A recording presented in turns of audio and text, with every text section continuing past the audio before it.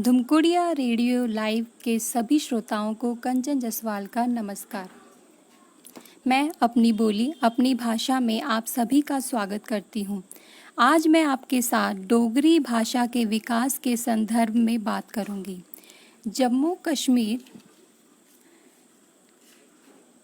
कश्मीर रियासत एकाधिक संस्कृतियों का संगम होने के कारण एक बहुभाषी राज्य है और डोगरी इस राज्य की दूसरी प्रमुख भाषा है। जम्मू कश्मीर रियासत के डुग्गर क्षेत्र में बोली जाने के कारण इस भाषा को डोगरी कहा गया।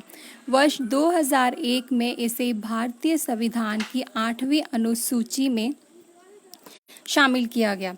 यह आधुनिक भारतीय आर्य भाषा है। इसका क्षेत्र विस्तार जम्मू के अतिरिक्त शिवालिक के पहाड़ी सिलसिले, जिला गुरदासपुर तथा होशियारपुर के कुछ इलाके, हिमाचल के कुल्लू, मंडी, बिलासपुर, सुकेत, पश्चिमी पाकिस्तान का जिला सियालकोट, जफरवाल और शंकरगढ़ के इलाकों तक है। डोगरी भाषा का सर्वप्रथम उल्लेख हिंदी के प्रसिद्ध कवि अमीर खुसरो द्वारा रचित फारसी पुस्तक नूह-ए-सिपर में डुग्गर नाम से मिलता है, जिसमें उन्होंने हिंदुस्तान की प्रमुख आधुनिक भाषाओं का उल्लेख किया है। यूँ तो डोगरी भाषा का उत्पत्ति काल 1000 ईस्वी माना जाता है, किंतु डोगरी की उत्पत्ति को लेकर विद्वानों में मतभेद हैं। कुछ विद्वानों का यह मानना है कि डोगरी भाषा का जन्म ईसा की 11वीं शताब्दी में हुआ। 19वीं शताब्दी के प्रसिद्ध भाषा शास्त्री जॉन बीम्स ने अपनी पुस्तक N outline of Indian philology में संस्कृत कुल के साथ संबंध रखने वाली आधुनिक भारतीय भाषाओं की सूची में 10 भाषाओं हिंदी, बंगाली, पंजाबी, सिंधी, मराठी, गुजराती, नेपाली, ओडिया, आसामी और कश्मीरी के साथ 11वें स्थान पर डोगरी का भी उल्लेख किया है। लेकिन अंग्रेजी के विद्वान जॉर्ज ग्रियर्सन ने अपनी पुस्तक लिंग्विस्टिक सर्वे ऑफ इंडिया 9वें खंड के प्रथम भाग में डोगरी को स्वतंत्र भाषा ना मानकर पंजाबी की एक बोली कहा है। परंतु कई विद्वानों का यह मानना है कि डोगरी पंजाबी की एक बोली नहीं बल्कि एक स्वतंत्र भाषा है। इस संबंध में वरिष्ठ भाषा वैज्ञानिक आचार्य किशोरी दास वाजपेयी ने डोगरी भाषा की एक झलक नामक लेख में डोगरी को स्वतंत्र भाषा का दर्जा देते हुए कहा है कि डुग्गर प्रदेश की अपनी प्राकृत थी, जिसका विकसित रूप आज की डोगरी भाषा है। उन्होंने डोगरी को पंजाबी से अलग माना। इसी संबंध में उच्च कोटि के भाषा वैज्ञानिक डॉक्टर सिद्धेश्वर वर्मा जी का कहना है कि डोगरी भाषा का अपना विशेष स्थान है। यह सीमावर्ती बोली है और सीमावर्ती भाषाओं में इसकी गणना की जानी चाहिए।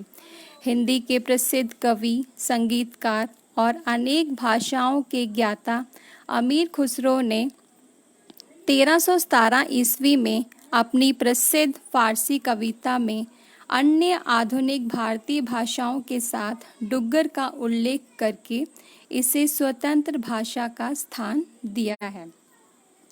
अतः डोगरी भाषा आर्य भाषा परिवार की आधुनिक भाषाओं में स्वतंत्र सत्ता और स्थान की अधिकारी है।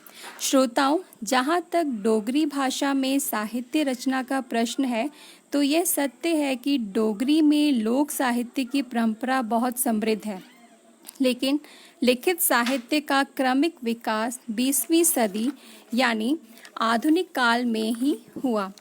डोगरी साहित्य एक संयोगात्मक, सुदृढ़ व्याकरणिक व्यवस्था एवं भाषाई विलक्षणताओं से गौरवान्वित है। डोगरी भाषा की अपनी लिपि थी, जिसको डोगरा अक्षर अर्थात डोगरा लिपि कहा जाता था। 19वीं शताब्दी के अंत तक प्रदेश के सार्वजनिक क्षेत्र में इसका प्रयोग औपचारिक एवं अनौपचारिक कार्यों के लिए होता रहा और उस समय यह लिपि केवल डोगरी भाषा के लिए ही नहीं बल्कि हिंदी, उर्दू, पंजाबी, संस्कृत आदि भाषाओं के लिए भी प्रयोग की जाती रही। आज जहाँ साहित्य क्षेत्र में अंतर्राष्ट्रीय भाषा अंग्रेजी, राष्ट्रीय भाषा हिंदी और राजकीय भाषा उर्दू का प्रयोग हो रहा है, वहाँ डोगरी साहित्य रचना के लिए देवनागरी लिपि का प्रयोग किया जा रहा है।